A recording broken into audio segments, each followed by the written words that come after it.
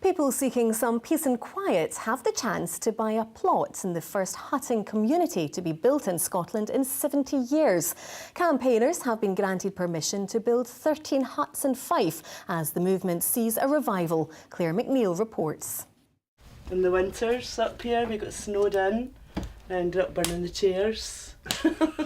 Kim has been coming to her hut on the outskirts of Glasgow for the last 27 years. It just lights itself. It's a simpler way of life, an escape from the hustle and bustle of the city.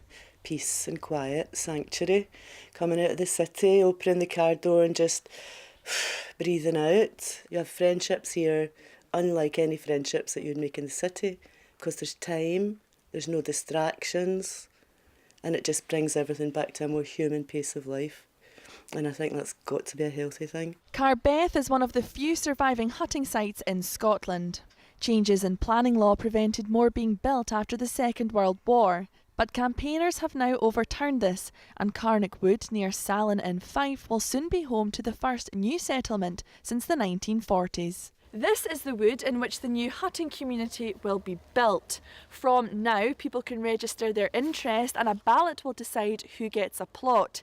Successful applicants will then build their own huts, which can cost anything between £1,000 and £5,000, and the first huts are expected here in spring 2019. We're going for 12 huts plus a school hut, and the idea being that this would be a hut which local schools could use, as an outdoor classroom.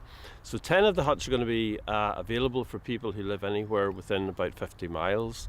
But 2 of the huts we're going to reserve for people who live locally. We think there's going to be a high demand because this is the first, and we want to reassure people that it's not going to be the last. So there will be other huts becoming available as well. I think the more people that can experience this, the better.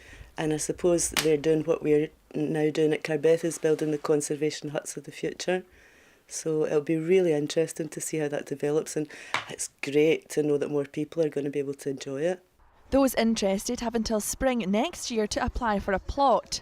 It marks a comeback for this 100-year-old movement, and it's promised to be the first of many more. Claire McNeil, STV News.